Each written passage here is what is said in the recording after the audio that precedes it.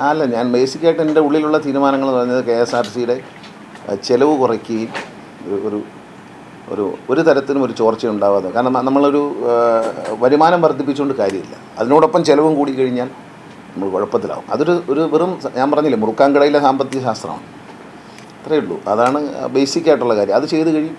പിന്നെ എല്ലാ ബസ് സ്റ്റേഷനും വൃത്തിയാക്കുന്നതിന് വേണ്ടിയുള്ള ശ്രമം നടക്കുന്നുണ്ട്. പിന്നെ KSRTC ബസ് സ്റ്റേഷനുകളിൽ സ്ത്രീകൾക്ക് സുരക്ഷിതമായ സ്ഥാനം ഒരുക്കാൻ വേണ്ടി മുലയൂട്ടുന്ന അമ്മമാർക്കും പ്രത്യേക സൗകര്യം ഉണ്ടാക്കാൻ വേണ്ടി ഒരു പുതിയ സംവിധാനം കൊണ്ടുവരും. അപ്പോൾ അതിനുവേണ്ടി KSRTC MDയോട് വലിയ വലിയ കമ്പനികളുടെ CSR ഫണ്ട് സ്വീകരിക്കാൻ KSRTC ഇൻകം ടാക്സ് ഡിപ്പാർട്ട്മെൻറ്റിൻ്റെ അനുവാദം വാങ്ങുന്നുണ്ട്.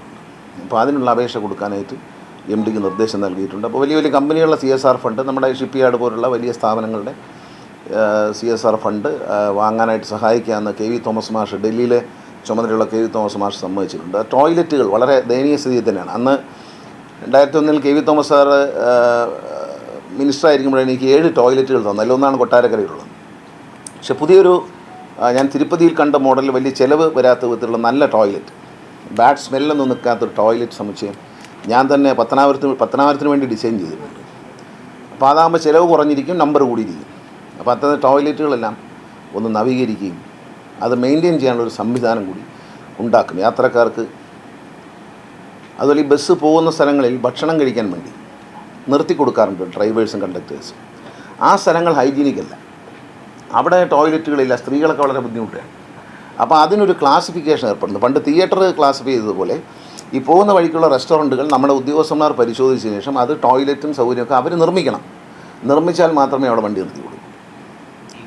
ഈ വന്നു കഴിഞ്ഞാൽ നല്ല ഫുഡായിരിക്കണം, പിന്നെ നല്ല ഫെസിലിറ്റി ഉണ്ടാവണം യാത്രക്കാർക്ക്. അങ്ങനെയുള്ള സ്ഥലങ്ങളിൽ ആ നോട്ടിഫൈ ചെയ്യുന്ന സ്ഥലങ്ങളിൽ മാത്രമേ KSRTC ബസ്സുകൾ ദീർഘയാത്രയിൽ നിർത്തി കൊടുക്കുകയുള്ളൂ.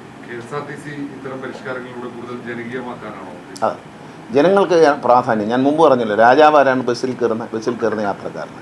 പിന്നെ അനാവശ്യമായി നഷ്ടത്തിലോടുന്ന ഒരു ട്രിപ്പും, എല്ലാ ട്രിപ്പും നിർത്തും. അതിലൊരാൾക്കും ജനപ്രതിനിധികൾക്കോ ഒന്നും ഒരു വിഷമം വേണ്ട, അത് പരിഹരിക്കും. ഒരു ബസ് നഷ്ടത്തിലോടുന്നത് അതിൻ്റെ സമയക്രമത്തിൻ്റെ കുഴപ്പമാണെങ്കിൽ ആ സമയക്രമം പരിഹരിക്കും. അതുപോലെ ഉൾമേഖലകളിൽ പോകുന്ന ബസ്സുകൾ അവിടെ അതിനെ മാത്രം ആശ്രയിക്കുന്ന, പ്രത്യേകിച്ച് ട്രൈബൽ മേഖലകൾ, പിന്നെ SC/ST കോളനിയുള്ള സ്ഥലങ്ങൾ, എസ്റ്റേറ്റുകൾ, അവിടുത്തെ തൊഴിലാളികൾ, അവരെ വണ്ടിയൊന്നും നിർത്തില്ല. അതിലൊന്നും ഒരു ആശങ്കയും വേണ്ട.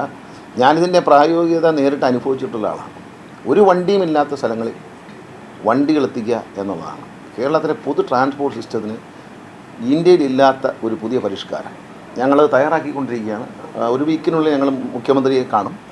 മുഖ്യമന്ത്രി അനുവാദം തന്നാൽ ഇന്ത്യയുടെ ചരിത്രത്തിലാദ്യമായിട്ടുള്ള ഒരു വലിയ പബ്ലിക് ട്രാൻസ്പോർട്ട് സംവിധാനം കേരളത്തിൽ എല്ലാവർക്കും, ജനങ്ങൾക്കും മാധ്യമങ്ങൾക്കും ഉദ്യോഗസ്ഥർക്കും ജനപ്രതിനിധികൾക്കും അഭിമാനിക്കാവുന്ന ഒരു നേട്ടം നമ്മൾ കൈവരിക്കും. അതിന് ഞങ്ങൾ പദ്ധതി തയ്യാറായിക്കൊണ്ട് TC ഞാനുമായിട്ട് അതിന് ഡിസ്കഷൻ കഴിഞ്ഞു. 1-2 ഡിസ്കഷൻ ഞങ്ങൾ കഴിഞ്ഞു. ഉദ്യോഗസ്ഥന്മാർക്ക് അദ്ദേഹം നിർദ്ദേശം കൊടുത്തു കഴിഞ്ഞു. അവരത് തയ്യാറായിക്കൊണ്ടിരിക്കുകയാണ്.